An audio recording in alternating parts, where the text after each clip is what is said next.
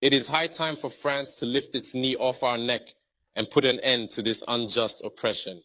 Centuries of misery, human trafficking, colonization, and neocolonization have caused immeasurable suffering.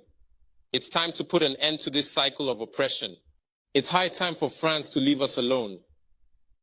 It's time for France to take a cue from its European neighbors and learn a valuable lesson in independence.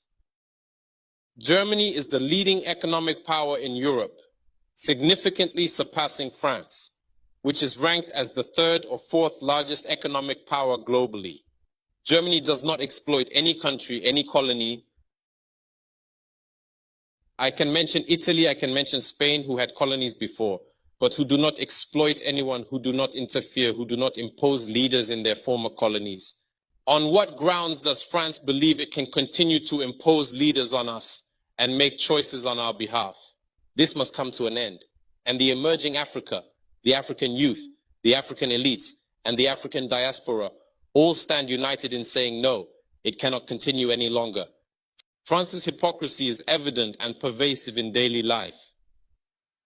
Let's examine the cases of Mali and Chad as prime examples of this hypocrisy.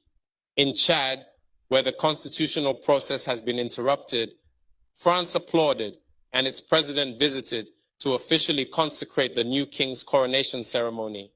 In Mali, where it is not the constitutional process that has been interrupted, but the transition process, France has condemned and even packed up its things to say that it is leaving Mali. That's hypocrisy. It's the double standard. It is the double language that France employs in its dealings with Africa. During our questioning of Mr. Jean-Yves Le Drian regarding the situation in Ivory Coast and France's decision to allow a third term, he provided a clear explanation. He stated that while he accepted the third term for Ouattara, he refuses it for Belarus. He emphasized that France has condemned the situation in Belarus and has actively encouraged the European Union to do the same. Le Drian explains that in Belarus, millions protested, unlike Ivory Coast, where there were no mass demonstrations on the streets.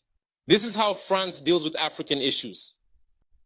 Personally, we expect absolutely nothing from France.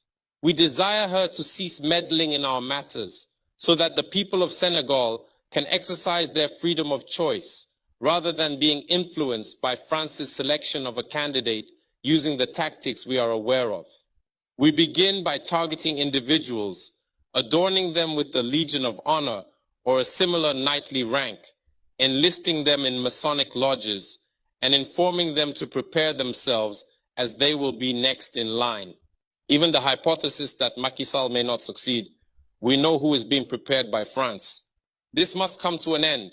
It will not occur in this manner any longer. Let's be clear. We have absolutely nothing against the French people. In France, both political and citizen voices are rising to hold and express the same discourse as the one I am currently presenting to you. For example, the deputies, such as Mrs. Frédérique Dumas, who regularly speaks on the platform of the Assembly, who regularly writes to the Minister of Foreign Affairs, since she is a member of the Foreign Affairs Committee, to raise this unfair behavior of France towards Africa, hold the same speech as us. The same Mr. Jean-Luc Mélenchon, Jean-Paul Lecoq, André Chassaigne, all deputies, hold the same discourse as us, and hundreds of other voices. The NGOs,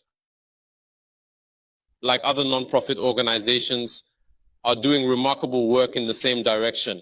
We strongly urge France to listen to the voices that speak to it about our plan for a more collaborative, fairer, and sustainable partnership between Africa and France. It is crucial that we work together towards a future that is equitable, just, and environmentally conscious.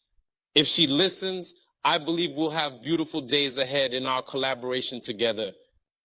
If he doesn't know how to cut it, thinking he can continue to function like in the time of our grandfathers, this African youth no longer accepts it.